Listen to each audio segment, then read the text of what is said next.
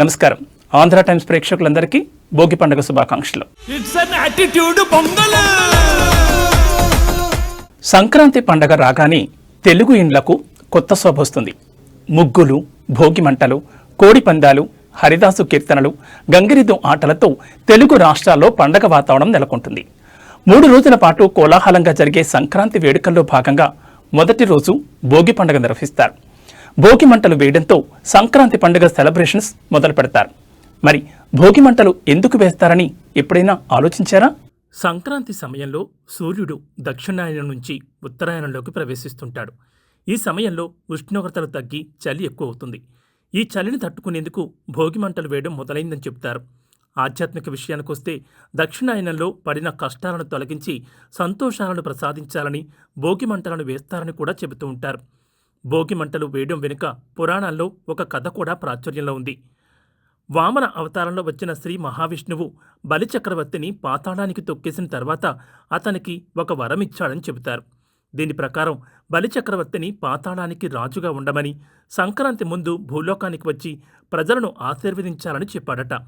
అందుకే సంక్రాంతి ముందు బలిచక్రవర్తికి ఆహ్వానం పలికేందుకు భోగి మంటలు వేస్తారని పురాణాలు చెబుతున్నాయి.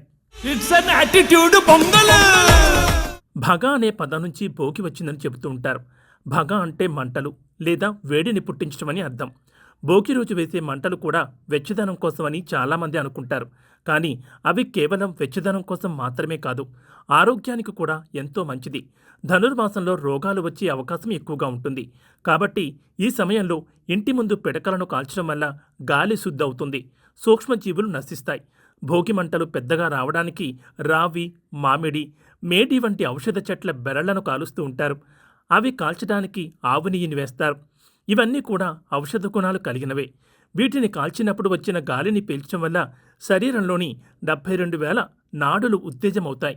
అందుకే భోగి రోజున భోగి మంటల్లో అందరూ పాల్గొనే సంప్రదాయం వచ్చిందని అంటారు. భోగి మంటల్లో పాత వస్తువులను కాల్చాలని చెబుతుంటారు. దీంతో చాలా మంది ఇంట్లో ఉన్న వస్తువులన్నింటినీ వేస్తూ ఉంటారు. మంటలు ఎక్కువగా రావాలని కొంతమంది టైర్లు, రబ్బర్, ప్లాస్టిక్ కవర్లు కాలుస్తుంటారు. ఔషధ మొక్కలకు బదులు ఇలాంటి వస్తువులను కాల్చడం వల్ల వాతావరణ కాలుష్యం మరింత పెరిగిపోతుంది. ఈ మంట నుంచి వచ్చిన పొగను పీల్చడం వల్ల అనేక శ్వాసకోశ వ్యాధులు వచ్చే అవకాశం ఉంటుంది. కాబట్టి భోగి మంటల్లో ప్లాస్టిక్, రబ్బర్ వస్తువులను కాల్చొద్దని వైద్యులు సూచిస్తున్నారు. మరొకసారి ప్రేక్షకులందరికీ భోగి పండుగ శుభాకాంక్షలు తెలియజేస్తూ నమస్కారం.